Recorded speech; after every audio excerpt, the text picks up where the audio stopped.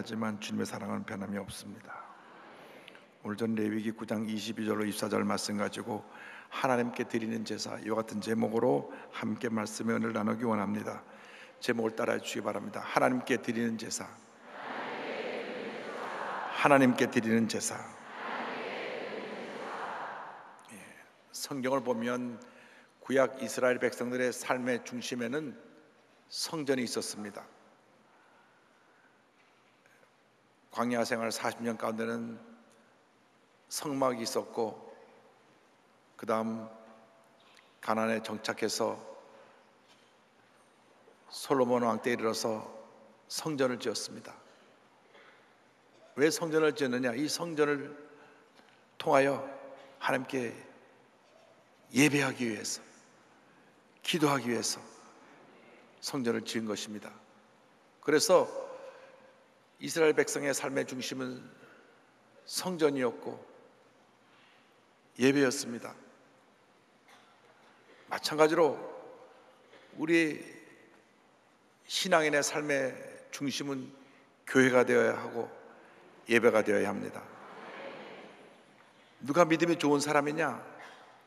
예배 잘 드리는 사람입니다. 그것이 기본입니다. 예배를 잘 드리는 사람이 믿음이 좋은 사람이고, 믿음이 좋은 사람이 예배를 잘 드리는 것입니다. 근데 성경은 그 예배를 이 교회 와서 드리는 것뿐 아니라 우리의 삶 자체가 예배가 되어야 된다고 말씀하고 있습니다. 로마서 12장 1절입니다. 그러므로 형제들아, 내가 하나님의 모든 자비하심으로 너희를 권하노니 너희 몸을 하나님이 기뻐하시는 거룩한 산제물로 드리라. 이는 너희가 드릴 영적 예배니라. 교회 와서 예배드리는 시간뿐 아니라 우리가 살아가는 삶의 모든 순간이 바로 주 앞에 드려지는 예배가 되라고 하는 것입니다. 가정에서, 직장에서, 내가 서 있는 곳 그 어디서든지 그것이 주 앞에 예배하는 예배 초소가 되기를 바랍니다. 레위기 9장을 보면 대제사장 아론이 이스라엘 백성을 위하여서 세 가지 제사를 드리는 장면이 나옵니다. 이 세 가지 제사를 통하여 우리에게 주시는 영적인 교훈을 살펴보기 원합니다. 첫 번째로 속죄제를 드렸습니다. 레위기 9장 22절은 이와 같이 말씀합니다. 아론이 백성을 향하여 손을 들어 축복함으로 속죄제와 번제와 화목제를 마치고 내려오니라. 구약 레위기에 가면 여러 제사들을 소개하고 있습니다. 1장부터 9장까지 주로 제사에 대한 이야기인데 그 중에 가장 많은 부분을 속죄제에 대하여 이야기하고 있습니다. 4, 5, 6 이 3개 장의 중심적으로 기록되는 것이 바로 속죄제에 대한 것입니다. 레위기 4장 3절로 12절을 보면 제사장의 속죄에 대해서 기록하고 있고, 그 뒤 13절로 21절은 회중의 속죄에 대하여서, 22절로 20절은 족장의 속죄에 대하여서, 27절로 36절은 평민의 속죄에 대해서 기록합니다. 그러니까 4장 전체 부분이 속죄제에 대한 것이고 5장 6장에도 속죄제를 다루고 있는데, 그만큼 우리들의 삶에 있어서 하나님 앞에 죄 사함받는 것이 중요한 것을 가르쳐주고 있습니다. 죄를 지으면 하나님 앞에서 자유로울 수가 없습니다. 죄가 그 마음을 누르기 때문입니다. 그래서 우리는 이 죄에서 노인함 받게 주 앞에 나와 눈물로 회개하며 우리 죄를 고백하고 죄 사함을 받아야 됩니다. 하나님과 나와의 사이를 가로막는 이 장애물이 바로 죄라고 하는 것입니다. 아담과 하와가 죄를 지었을 때 하나님을 피하여 숨었던 것처럼 우리가 주 앞에 범죄했을 때 우리는 주님을 두려워하게 되고 주 앞에 감히 나갈 수 없게 되는 것입니다. 그래서 우리는 철저히 눈물로 회개하며 죄 도우심을 간구하며 주 앞에 나가야 합니다. 요한일서 1장 9절은 우리에게 말씀합니다. 만일 우리가 우리 죄를 자백하면 그는 미쁘시고 의로우사 우리 죄를 사하시며 우리를 모든 불의에서 깨끗하게 하실 것이요. 이 죄라고 하는 것이 꼭 뭐 도둑질을 하고 사기를 치고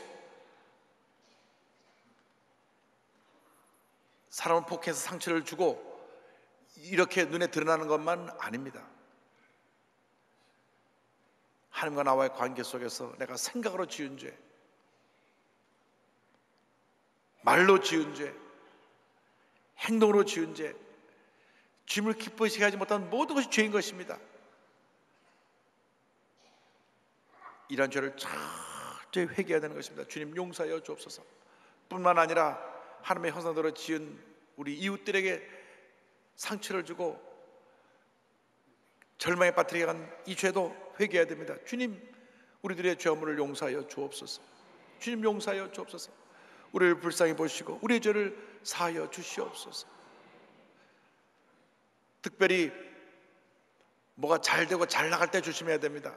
왜냐하면 그 순간 방심하게 되기 때문에 죄가 확 와서 우리를 절망으로 넘어뜨리는 것입니다. 다윗이 그랬습니다. 한참 다윗의 전성시대에 전쟁에 나가면 백전백승하고 태평성세를 이루었을 때 순간적으로 방심했습니다. 부하들이 나가서 전쟁터에서 싸우고 있는데 늦잠 자고 일어나 궁전에서 여기저기를 기웃거리다가 그만 그가 죄를 짓고 말았습니다.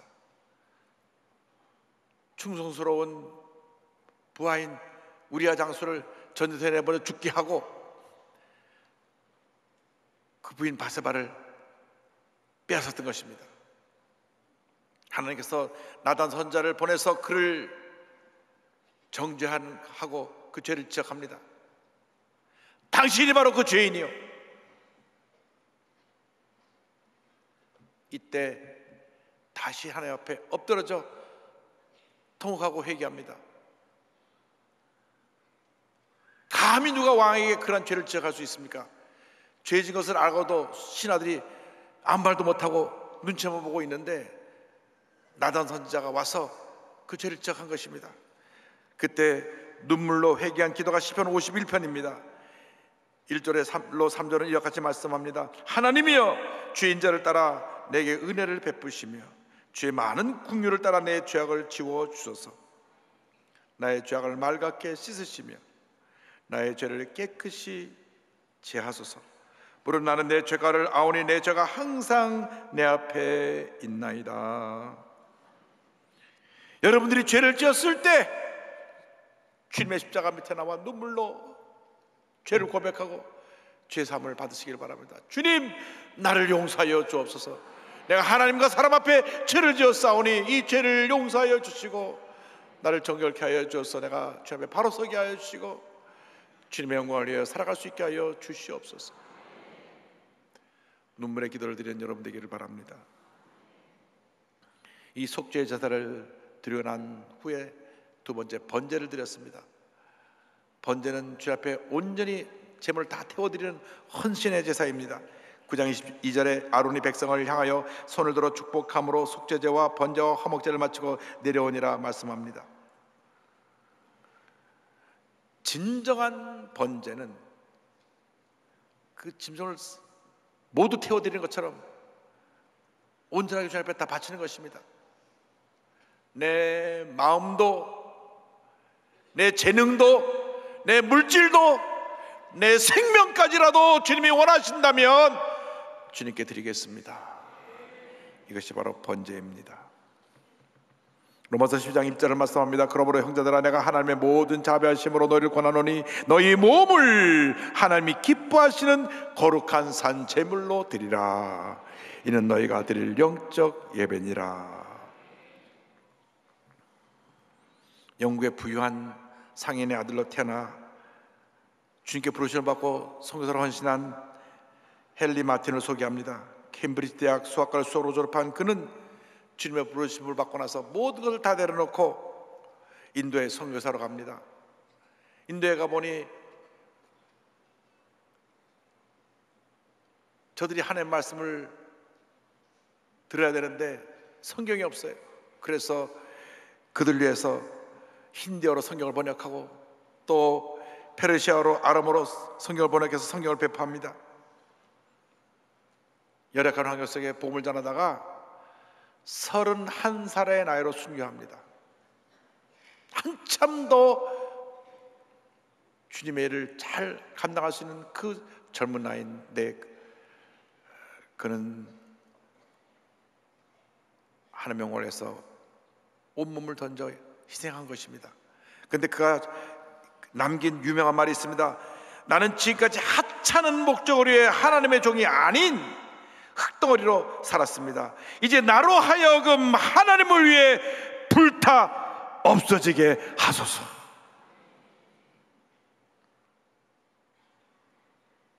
하나님을 위해 불타 없어지게 하소서. 이것이 온전한 헌신입니다. 번제를 드릴 때 형편에 따라서 어떤 사람은 소를 드렸고 양을 드렸고 염소를 드렸습니다. 그런데 생활이 어려운 분들은 비둘기도 드렸습니다. 그러나 무엇을 드렸든지 하나님은 기쁘게 받으시고 저들에게 복을 내려 주셨습니다.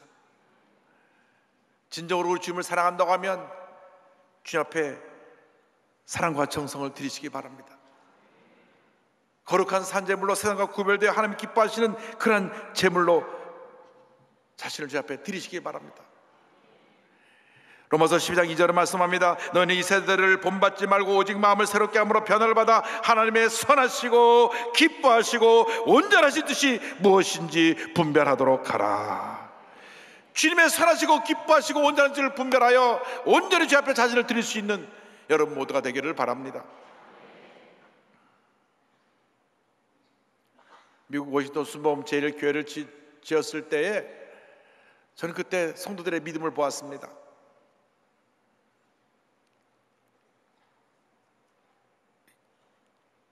교회에서 직접 교회 건축을 하느라 매달 공사비가 10만 불에서 14만 불이 들어갈 때였습니다. 300명 성도들이 아무리 헌금을 해도 매달 10만 불씩 헌금할 수가 없어요. 겨우겨우 공사비를 집에 나가면서 공사를 지는데 또 몇 달씩 밀리기도 하고 공사비 재촉을 받기도 하고 참 어려운 시절을 지냈습니다. 근데 저희 교회 돈 많은 분이 있었어요. 집이 10,000평입니다. 10,000평. 미국 워낙 땅덩어리가 넓으니까 8에이커 정도는 부자 가질 수가 있죠. 네 분이 1년에 100만 불을 벌어요. 그 제가 젊고 목회 경험이 없는지라 그 사람 포켓만 버는 거예요. 언제 나오나. 안 나오더라고요.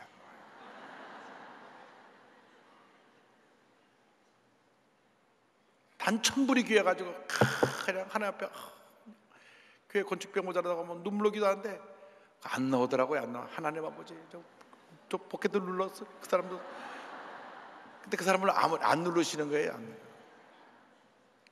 오히려 옥합을 깨뜨리는 분은 가장 어렵게 사는 분이었습니다. 세탁에서 바느질하면서 한 달에 1,000불 버는 분이 있는데 가정도 형편넉넉하지가 않습니다. 그런데 1년치를 다 모아서 10,000불 하고 또 10,000불은 개를 들어서 타고 20,000불을 그 집사님이 주님 앞에 가져왔는데요. 누런 봉투에 얼마나 울었는지 눈물장으로 얼룩진 그 헌금 봉투를 가져와서 주님 앞에 내놓았습니다. 한 달에 1,000불을 버는 분이 내는 헌금하고 1년에 100만 불 버는 내는 헌금하고 건축 헌금은 비슷했어요. 진정한 헌신이란 이렇게 옥합을 깨뜨리는 것입니다. 외교관이 한 분 있었는데 그 아들 대학 등록금을 준비합니다. 왜냐하면 목돈을 준비할 수 없으니까 매달 월급에서 얼마씩 떼어가지고 대학 등록금을 준비하는 거예요. 미국 대학 등록금이 1년에 5, 6만 불 이상 드니까. 그런데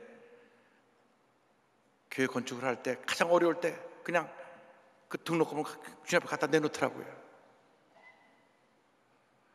근데 하나님은 참 공짜가 없으세요. 그 아들요 4년 장학생으로 대학을 가더라고요. 할렐루야.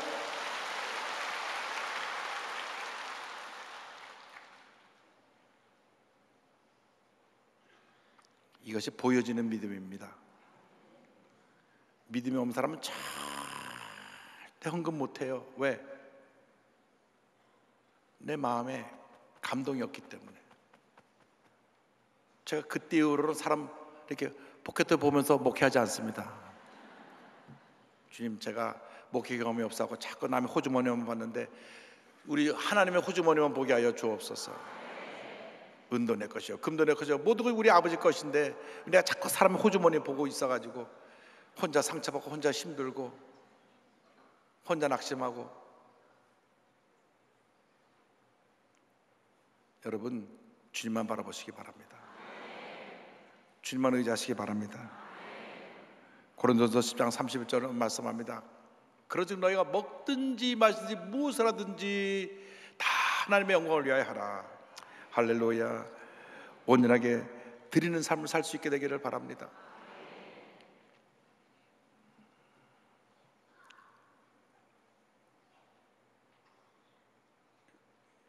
우리는 헌금할 때 헌금 주머니가 있지만은 강남에 있는 교회들 보면 헌금 접시를 이렇게 돌리는 교회도 많이 있더라고요. 그런데 실제로 그 헌금 접시에 올라가서 자기 자신을 드린 사람이 있습니다. 로버트 마펫이라고 하는 선교사인데 어린 시절 그날 교회 가서 헌금하는데 주머니에 1파운드도 없어요. 단돈 1,000원도 없습니다. 근데 헌금 접시는 오는 거예요. 그에 덮고 앉았습니다. 그렇게 말합니다. 나는 가진 것이 없으니 내 자신을 하나님께 드립니다. 24살에 아프리카로 선교를 떠납니다. 복음의 불모지, 열악한 환경, 가난과 전염병이 창궐한 그곳에 가서 53년 동안 사역을 합니다. 많은 젊은이들이 감동을 받고 아프리카 선교사로 자원합니다. 그에게 감동을 받고 아프리카에서 평생을 바친 분이 바로 데이빗 리빙스턴입니다. 아프리카 선교의 아버지로 불린 데이빗 리빙스턴. 이 데이빗 리빙스턴은 이 마펫 선교사의 딸과 결혼해서 그의 사회가 되기도 했습니다. 그리고 아프리카에서 평생을 바쳐 헌신하다가 아프리카 정글에서 숨을 거두었습니다. 이것이 바로 헌신입니다. 여러분, 내 삶 전체를 주 앞에 드리는 삶을 살아가게 되기를 바랍니다. 그럼 하나님께서 열린 문의 복을 주실 것입니다. 마태복음 6장 33절에 주님 말씀하셨습니다. 그런즉 너희는 먼저 그의 나라와 그의 의를 구하라. 그리하면 이 모든 것을 너에게 더하시리라. 여러분 삶의 순서가 바로 되기를 바랍니다. 먼저 그의 나라와 그의 의를 구하는 여러분 되기를 바랍니다. 우리가 주님 앞에 나와 속죄제를 드리고 우리의 헌신을 다짐하는 번제를 드린 다음 셋째로 화목제를 드려야 됩니다. 화목제는 하나님과 나와의 만남이요 교제인 것입니다. 우리는 주님 앞에 우리 자신을 드리려 결심한 후에 주님과 깊은 교제가 있어야 합니다. 진정한 교제는 희생을 동반합니다. 왜? 사랑하기 때문에. 하나님 우리를 사랑하셨기 때문에 그의 독생자 예수님을 이 땅에 보내서 십자가 달려 죽게 하신 것입니다. 그 사랑에 감동되어 우리가 예수 믿고 하나님의 자녀가 된 것입니다. 우리는 갚을래야 갚을 수 없는 사랑의 빚을 지고 살아가는 사람들입니다. 믿는 사람들끼리 사랑할 때 이와 같은 희생이, 섬김이 우선되어야 되는 것입니다. 나를 섬겨라 하는 이러한 이기적인 사랑으로는 진정한 사랑의 교제를 나눌 수가 없습니다. 누구나 다 그렇죠. 다 제 멋에 산다. 제가 잘났죠? 잘났어요. 여기서 있는 저도 늘 제가 잘난 줄 착각하고 사니까 착한 커트라인이 없다고 문제가 많은 겁니다. 여러분, 진정한 사랑은 낮아지고 섬기고 희생하는 것입니다. 주님만이 우리의 모든 것이 되시고 주님을 우리가 목숨 바쳐 사랑하면 주님이 우리에게 은혜를 베풀어 주시고 우리가 우리 이웃을 그렇게 사랑할 수 있는 힘을 공급해 주시는 것입니다. 주님과 깊은 교제 속에서 여러분의 믿음이 자라고 여러분 마음에 은혜가 풍성해지고 여러분 마음에 기쁨이 넘쳐나게 되기를 바랍니다. 고린도전서 1장 9절은 말씀합니다. 너희를 불러 그의 아들 예수 그리스도 우리 주와 더불어 교제하게 하시는 하나님은 미쁘시도다.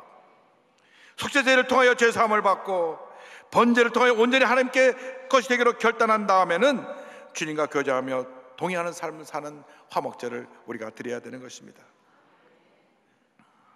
교제는 일방적인 것이 아닙니다. 그러나 중요한 것은 누가 먼저 사랑의 손을 내미냐 하는 것입니다. 하나님이 먼저 우리에게 사랑과 용서의 손을 내미셨기 때문에 우리가 믿음으로 그 손을 붙잡고 주님과 교제하고 주님과 동행하게 된 것입니다. 이 은혜 우리에게 늘 감사하며 살아야 됩니다. 나 같은 죄인을 살리사 하나님의 자녀 삼아주시고 주님과 동행하게 해주시는 은혜를 감사합니다. 감사합니다. 감사합니다. 주님만이 홀로 영광 받으시옵소서. 언제나 주님의 음성을 듣고 그 음성 앞에 결단하고 순종하는 여러분 되기를 바랍니다. 늘 내 중심으로 살던 이런 이기적인 모든 모습을 다 내던져 버리고 주님 중심으로 주님 영광에 살아가는 여러분들이 되기를 바랍니다.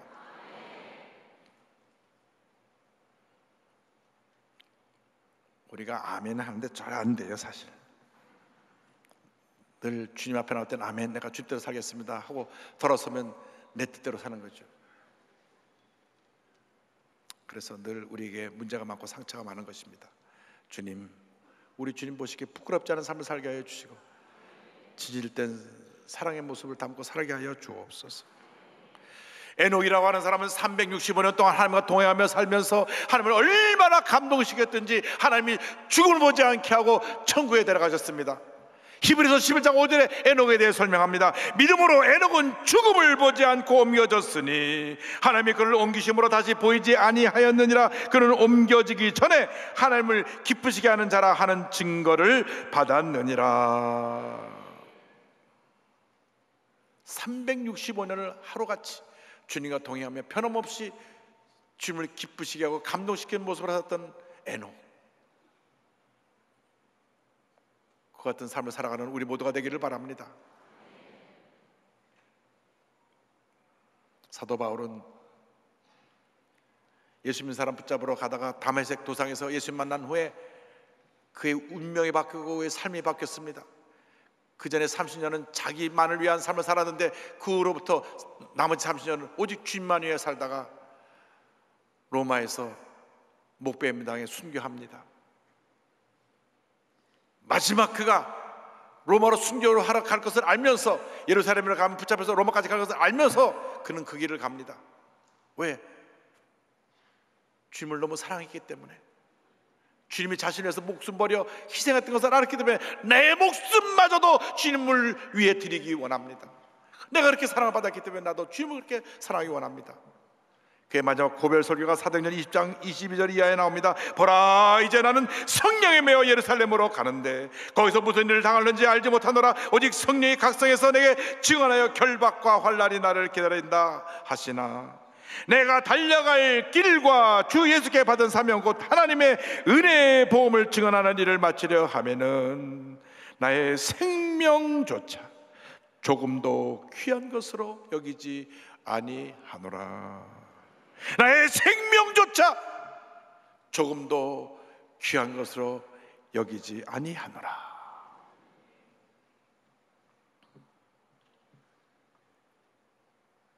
우리가 내 것은 얼마나 그냥 움켜쥐고 내 것 못하나 손해보지 않으려고 합니까? 생명까지 내놓는다는 것은 상상을 초월한 일입니다. 그러나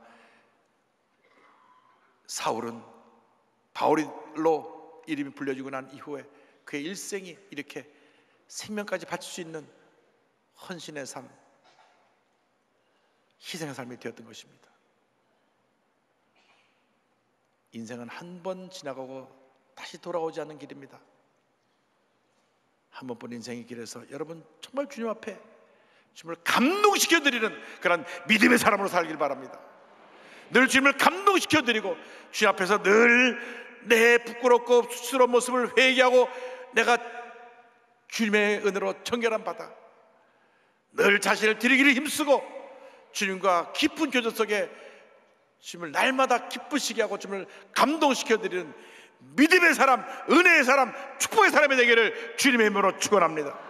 축원합니다. 축원합니다.